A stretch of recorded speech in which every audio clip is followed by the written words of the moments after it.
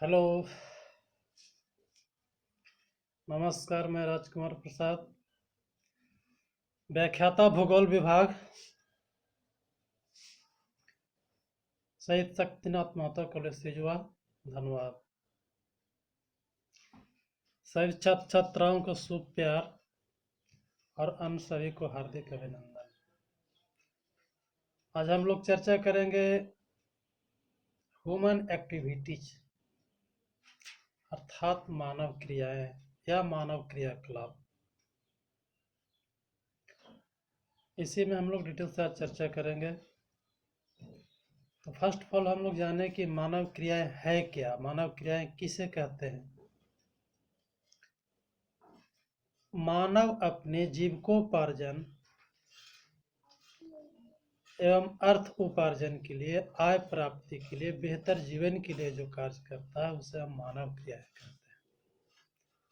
अपने भरण पोषण के लिए, जीवन यापन के लिए, अर्थ उपार्जन के लिए, आय के प्राप्ति के लिए, बेहतर जीवन के लिए जो कार्य करता है उसे हम मानव क्रियाकलाप कहते हैं या मानव क्रिया कहते हैं।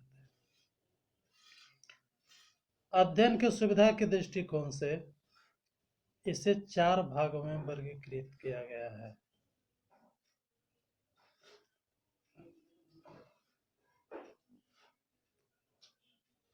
प्राथमिक क्रियाएं, द्वितीयक क्रियाएं, तृतीयक क्रियाएं, चतुर्थक क्रियाएं और इसका पंचम क्रियाकलाप का रूप भी आ चुका है, लेकिन मुख्य रूप से 4 ही क्रियाएं होते हैं।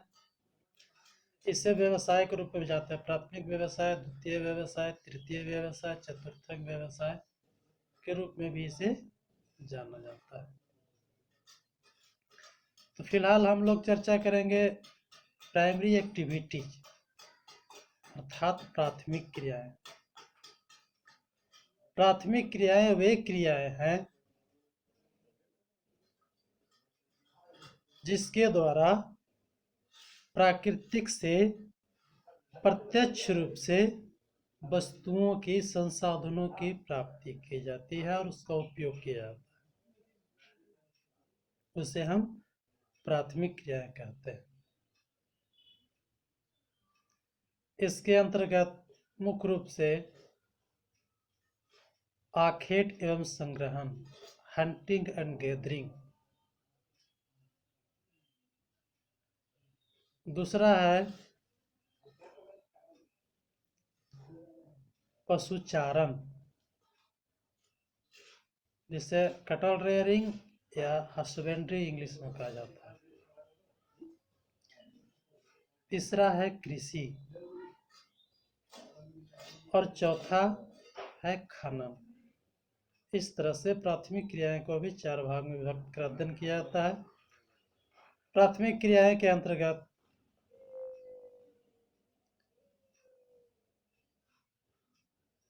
लकड़ी काटना, मत्स्यन का काम, कृषि, पशुपालन, पशुओं को शिकार करना, विभिन्न तरह के कार्य आते हैं। इसके बाद हम लोग चर्चा करेंगे द्वितीय क्रियाएं। द्वितीय क्रियाएं वे क्रियाएं हैं जिसके अंतर्गत प्राकृतिक से अर्थात प्राथमिक क्रिया से प्राप्त किए हुए वस्तुओं को परिष्कृत कर, शोध कर, चूर कूट करके उपयोग के लायक बनाया जाता है, उसे हम द्वितीय क्रियाएं कहते हैं। सीधा सीधी हम कह सकते हैं कि ऑल मैन्युफैक्चरिंग वर्क, जितने भी विनिर्माण का काम होता है, जितने भी उत्पादन का काम होता है, जितने भी उद्योग हैं, इंडस्ट्रीज हैं, सभी के सभी द्वितीय क्रियाएं के अंतर्गत आते हैं। इसका उदाहरण के रूप में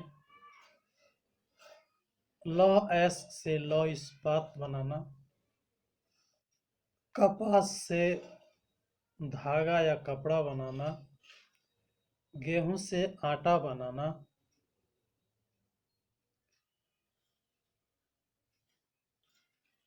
फर्नीचर के विभिन्न सामग्री का उत्पादन करना, बनाना, इस तरह से जितने भी निर्माण का कार्य होता है कि सभी के सभी द्वितीय क्रियाएं के अंतर्गत आते हैं। आगे हम लोग चर्चा करेंगे तृतीय क्रियाएं का। तो तृतीय क्रियाएं वो क्रियाएं हैं जिसके अंतर्गत प्राथमिक एवं द्वितीय क्रियाओं के सहयोग के लिए, सपोर्ट के लिए किया जाता है। जैसे जितने भी यातायात का कार्य है सभी के सभी तृतीय क्रियाकलाप के अंतर्गत आते हैं। वो चाहे रेलवेज हो, रोडवेज हो, जल मार्ग, वायु मार्ग, पाइपलाइन परिवहन, जितने भी तरह के परिवहन का कार्य है सभी के सभी तृतीय क्रिया के अंतर्गत आते हैं। इसके साथ साथ बैंकिंग सेक्टर का काम, इंश्योरेंस सेक्टर का काम, वाणिज्य के काम, अर्थात प्राथमिक एवं द्वितीय क्रियाकलाप के द्वारा उत्पादित वस्तुएं हैं उसको वितरण का काम, व्यवस्थित करने का काम, सभी जगह पहुंचाने का काम, ये सभी के सभी तृतीय क्रियाएं के अंतर्गत आते हैं। नेक्स्ट हम लोग चर्चा करेंगे चतुर्थ क्रियाएं, जिसको क्वार्टेनरी एक्टिविटी कहा जाता है। क्वार्टेनरी एक्टिविटी के अंतर्गत, चतुर्थ क्रियाएं के अंतर्गत बौद्धिक कार्यों को रखा गया है। इसके अंतर्गत प्रशिक्षण का कार्य, शोध का कार्य, कानूनी संबंधी कार्य, चिकित्सकों का कार्य, ये सभी चतुर्थ क्रियाएं के अंतर्गत आता है। मुख्य चार ही हैं, हालांकि अब इसका पांचवा रूप भी विकसित हो चुका है। जैसे जितने भी तरह के जजमेंट का काम, न्याय का काम, ये पंचम क्रियाकलाप के अंतर्गत आता है। इसके साथ साथ नए नए चीज का इन्वेंशन करना, खोज करना भी पंचम क्रिया। कानून बनाने वाले भी लोग होते हैं, वो भी पंचम क्रिया, कानून बनाने का कार्य भी पंचम क्रियाकलाप के अंतर्गत आता है। इस प्रकार मानव क्रियाएं को मुख्यतः चार भागों में बांटकर वर्गीकृत किया जाता है। हम लोग डिटेल से थोड़ा सा चर्चा करेंगे प्राइमरी एक्टिविटी के ऊपर, प्राथमिक क्रियाएं के अंतर्गत। जैसा कि हम लोग पहले चर्चा कर चुके हैं, प्राथमिक क्रियाएं वे क्रियाएं हैं जिसके द्वारा प्रकृति से प्रत्यक्ष रूप से वस्तु को प्राप्त कर उसे उपयोग किया जाता है। उदाहरण के लिए आखेट संग्रहण अर्थात पशुओं को शिकार करना, वस्तु को एकत्रित करना, जमा करना, जंगल से फल फूल इकट्ठा करना, औषधि दवा का सामग्री प्राप्त करना, ये सभी आखेट संग्रहण के अंतर्गत आते हैं। इसके साथ साथ लुम्बरिंग का काम, जिसे लकड़ी काटने का काम, पशुचारण का काम, कृषि का कार्य, खनन का काम, ये सभी के सभी प्राथमिक क्रियाएं। इसमें थोड़ा सा हम डिटेल से प्रकाश डालते हैं। फर्स्ट पर हम लोग चर्चा करेंगे आखेट संग्रहण का। आखेट संग्रहण प्रारंभिक समय में 100% लोग करते थे। जब मानव जीवन का विकास हुआ था उस समय 100% लोग आखेटक थे। लेकिन अभी के डेट में, अभी के समय में 1 से 2% अर्थात इसकी संख्या बहुत कम हो गई है। जो विभिन्न क्षेत्रों में जहाँ विरल आबादी वाले क्षेत्र है, जंगली क्षेत्र है, पहाड़ी क्षेत्र है, उस क्षेत्र में कुछ लोग हैं जो आखेटक की जिंदगी बिताते हैं। खानाबदोश की ज़िंदगी बिताते हैं, अस्थायी रूप से नहीं रहते हैं, इस तरह की ज़िंदगी बिताने वाले लोग आखेट शरण ग्रहण।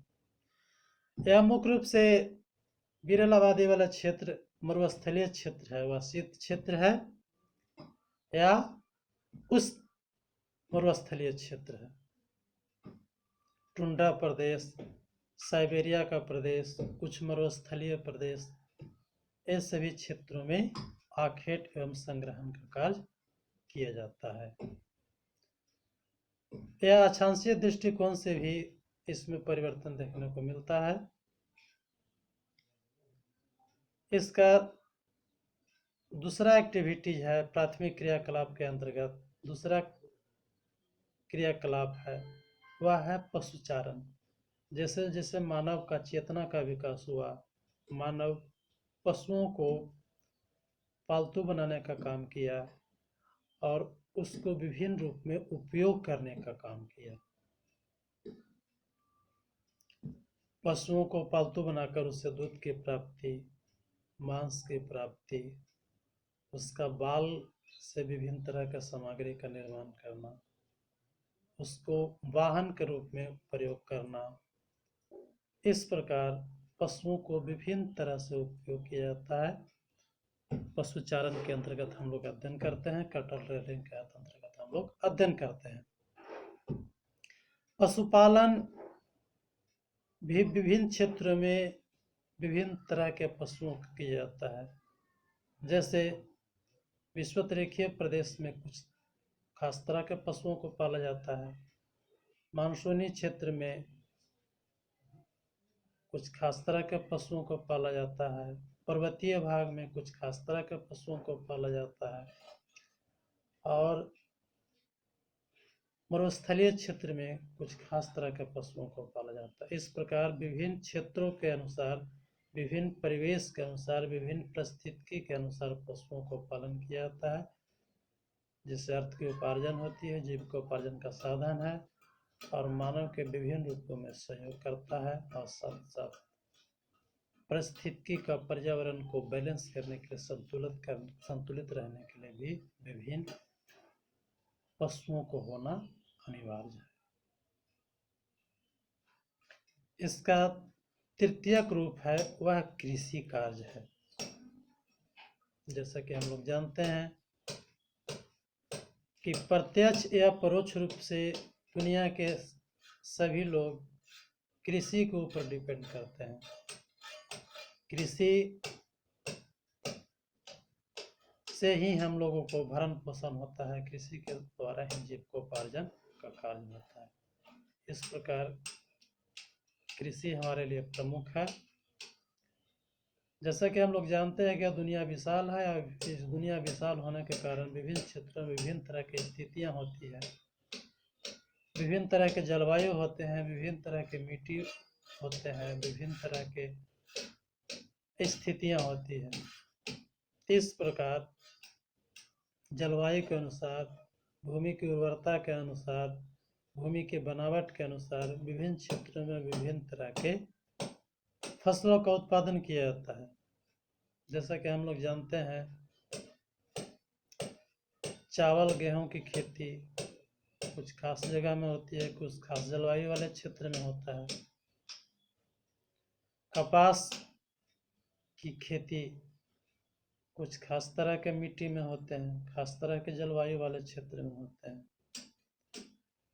चाय की खेती वैसे क्षेत्र में होते हैं जहाँ वर्षा अधिक होती है और जमीन में पानी नहीं लगना चाहिए, उर्वरता की प्राप्ति भी होती रहनी चाहिए। इस तरह से विभिन्न क्षेत्रों में विभिन्न तरह के फसलों का उत्पादन किया जाता है, उसे कई भागों में बांटकर अध्ययन किया जाता है। और नेक्स्ट है वह है खनन का कार्य। जैसा कि हम लोग जानते हैं कि मानव सभ्यता का इतिहास खनन से जुड़ा हुआ है। जब मानव जीवन का विकास हुआ था उस स्थिति में मानव कुछ हिंसक जीवों से सुरक्षा के लिए पत्थर का उपयोग किया करता था। इसलिए उस युग को पाषाण युग के नाम से जानता हूँ। प्रारंभिक समय में पशुओं से बचाव के लिए पत्थर का उपयोग करता था, फिर उसके द्वारा खुदाई कर कृषि कार्य करने के लिए उपयोग किया गया। इस तरह से पत्थर का उपयोग का पीरियड था उसे पाषाण युग के नाम से जाना गया। आगे तांबा का उपयोग करना शुरू किया, उसे ताम्र युग के नाम से जाना गया। तांबा के बाद ब्रोंज कांस्य युग के नाम से जाना गया, और कांस्य युग के बाद लौह इस्पात युग के नाम से जाना गया। इस प्रकार से विभिन्न खनिजों का खुदाई के द्वारा मानव सभ्यता का विकास डिपेंड करता है, मानव सभ्यता का इतिहास प्रभावित होता है। इस तरह से खनन को भी दो भागों में बांटकर अध्ययन करते हैं, एक धरातलीय और दूसरा अंडरग्राउंड, जिसको कूप खनन भी कहा जाता है। तो surface mining and underground mining, इस तरह से प्राथमिक क्रियाएं का रूप है। नेक्स्ट हम लोग नेक्स्ट क्लास में चर्चा करेंगे। थैंक यू, धन्यवाद। जहाँ भी आप लोग रहें सुरक्षित रहें, अपना ख्याल रखें।